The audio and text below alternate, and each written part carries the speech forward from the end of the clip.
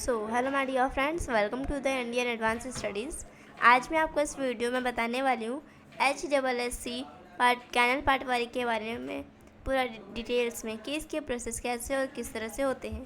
उससे पहले मैं आपको बताना चाहूँगी कि IAS पेपर एक एक्सक्लूसिव और ऑफिशियल वेबसाइट है जहाँ पर आपको इससे रिलेटेड सभी इन्फॉर्मेशन, अपडेट्स, नोटिफिकेशंस आपको सबसे पहले मिलेंगी। तो फिर पहले मैं यहाँ पे सर्च करूँगी।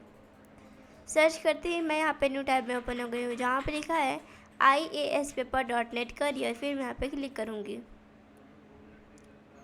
क्लिक करते ही मैं यहाँ पे न्यू टैब में ओपन हो गई हूँ जहाँ पे लिखा है HSSC canal patwari recruitment 2022 notification, vacancy, application dates, eligibility and salary.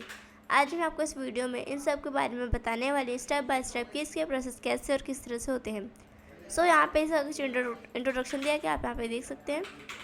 फिर आते हैं टेबल ऑफ कंटेंट पे। जैसे कि अगर आपको किसी भी टॉपिक के बारे में जानना हो, जैसे कि what is HSSC canal patwari, या फिर इसके highlights, dates, notification, vacancy, eligibility, application form, application fees, admit card centre, pattern, syllabus, preparation tips, result, cut off, selection process and salary. इन सब में से अगर आपको किसी भी टॉपिक के बारे में जानना हो तो फिर आप उस टॉपिक पे क्लिक कीजिएगा और आप न्यू पेज में ओपन हो जाएंगे और आपके सारे डाउट्स क्लियर हो जाएंगे। फिर अब हम आते हैं यहाँ पे फर्स्ट वाले टॉपिक्स में जहाँ पे लिखा है what is HSSC canal patwari. HSSC canal patwari क्या है, किसने स्टार्ट किया, कब स्टार्ट हुआ, इसमें कितने वैकेंसीज है, कितने पोस्ट है और इसका फुल फॉर्म क्या है, उन सब के बारे में इसमें दिया गया है। फिर अब हम आते हैं हाईलाइट्स पे। जैसे कि यहाँ पे दिया गया है जॉब टाइप, जो जॉब का टाइप है वो स्टेट गवर्नमेंट जॉब है और इसका जो रिक्रूटमेंट है वो हरियाणा पटवारी रिक्रूटमेंट है। फिर ऑर्गेनाइज इसको हरियाणा स्टाफ सिलेक्शन कमीशन इसको। फिर नंबर ऑफ़ वैकेंसीज यहाँ पे 1300 वैकेंसीज है और यहाँ पे नोटिफिकेशन रिलीज हुआ था, अभी अनाउंसड नहीं किया गया। जब भी अनाउंसड होगा तो फिर आपको इस वेबसाइट के थ्रू सबसे पहले पता चल जाएगा। फिर एप्लीकेशन मोड जो है वो एप्लीकेशन फॉर्म जो फॉर्म है वो ऑनलाइन मोड से फिल किया जाता है और यहाँ पे इसका कुछ ऑफिशियल वेबसाइट दिया गया है। फिर अब हम आते हैं एग्जाम डेट्स पे। जैसे कि अगर किसी भी चीज़ का डेट आता है, जैसे कि नोटिफिकेशन का या फिर application form start date, application form last date, admit card, exam date या फिर रिजल्ट, इन सब में से अगर किसी भी चीज़ का डेट आता है तो फिर आपको इस वेबसाइट के थ्रू सबसे पहले पता चल जाएगा। अभी तो किसी भी चीज़ का डेट नहीं आया है, जब भी आएगा तो फिर आपको इस वेबसाइट के थ्रू सबसे पहले पता चल जाएगा। फिर यहाँ पे नोटिफिकेशन PDF दिया गया है। नोटिफिकेशन PDF होता है कि किस तरह से आपको नोटिफिकेशन PDF डाउनलोड करना रहता है और इसमें क्या क्या इन्फॉर्मेशन दिया रहता है, या क्या आपके लिए इंपॉर्टेंट होता है, उन सब के बारे में यहाँ पे दिया गया है। तो नोटिफिकेशन PDF जो है वो आपको ऑफिशियल वेबसाइट के थ्रू चेक किया जाता है। आपको ये जो नोटिफिकेशन PDF आपको ऑफिशियल वेबसाइट पे मिलेगा और नोटिफिकेशन PDF के अंदर एप्लीकेशन फॉर्म के बारे में दिया रहता है कि आपको एप्लीकेशन फॉर्म किस तरह से फिल करना है और एग्ज़ाम सिलेबस के लिए दिया जाता है। फिर एग्ज़ाम डेट्स के बारे में, मतलब हर एक चीज़ के बारे में उसमें नोटिफिकेशन PDF में दिया रहता है। फिर यहाँ पे वैकेंसीज हैं, जैसे जनरल कैटेगरी के लिए यहाँ पे 473 वैकेंसीज है, SC के लिए 220 है, BCA के लिए 176 है, BCB के लिए 121 है। मतलब हर एक वैकेंसीज दी गई हर एक कैटेगरी के लिए। टोटल यहाँ पे वैकेंसीज है 1100 और ये वैकेंसीज एवरी ईयर चेंज होते रहते हैं। फिर अब हम आते हैं एलिजिबिलिटी पे। एलिजिबिलिटी होता है कि आप इसको अप्लाई करने के लिए एलिजिबल हैं या नहीं। एलिजिबिलिटी जो है वो 3 टाइप्स के होते हैं, nationality, education qualification and age limit. Nationality जो होता है वो आपको इंडिया का ही होना चाहिए और आप जो है वो हरियाणा के ही होना चाहिए। और उसके बाद जो है एज लिमिट आपकी 17 to 42 ईयर्स के अंडर ही होनी चाहिए। अगर आप 17 से कम है या फिर 42 से ज़्यादा है तो भी आप इसको अप्लाई करने के लिए एलिजिबल नहीं रहेंगे।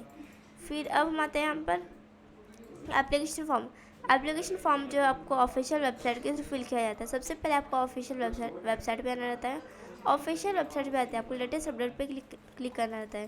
क्लिक करते हैं आप न्यू पेज में ओपन हो जाएंगे जहाँ पे आपको सारी इन्फॉर्मेशन अपने देनी रहती है, जैसे कि एप्लीकेशन फॉर्म के अंदर आपको अपना name, date of birth, registration number, roll number, address, contact number, email ID, इस ID इन्फॉर्मेशन देना रहता है। उसके बाद आपको वहाँ पे कुछ डॉक्यूमेंट्स भी देना रहता है, जैसे कि Aadhaar card, PAN card, driving licence, voter ID, ये सारा आपको डॉक्यूमेंट्स में देना रहता है।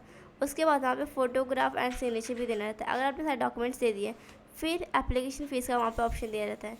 एप्लीकेशन फ़ीस जो है वो आप किसी भी तरह दे सकते हैं, जैसे कि net banking, debit card, wallet, UPI, किसी भी तरह आप अपना एप्लीकेशन फ़ीस दे सकते हैं। उसके बाद यहाँ पे जनरल कैटेगरी के लिए दिए गए कि 100 रुपीज़ रहते हैं, फीमेल के लिए 50 rupees, SC BC and EWS male के लिए 25 एंड फीमेल के लिए 13 रहती है वैकेंसीज, और फ़ीस रहती है इसकी है।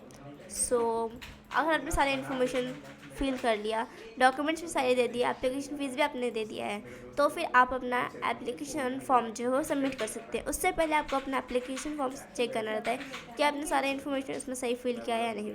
फिर एडमिट कार्ड एग्ज़ाम को 10-15 डेज़ पहले आती है। ये आप ऑफिशियल वेबसाइट के थ्रू चेक कर सकते हैं। सबसे पहले आपको ऑफिशियल वेबसाइट पे आना रहता है। ऑफिशियल वेबसाइट पे आते आपको लेटेस्ट अपडेट पे क्लिक करना रहता है। क्लिक करते आप न्यू पेज में ओपन हो जाएंगे, जहाँ पे आपको अपना रजिस्ट्रेशन नंबर एंड आपको अपना पासवर्ड फिल करना रहता है।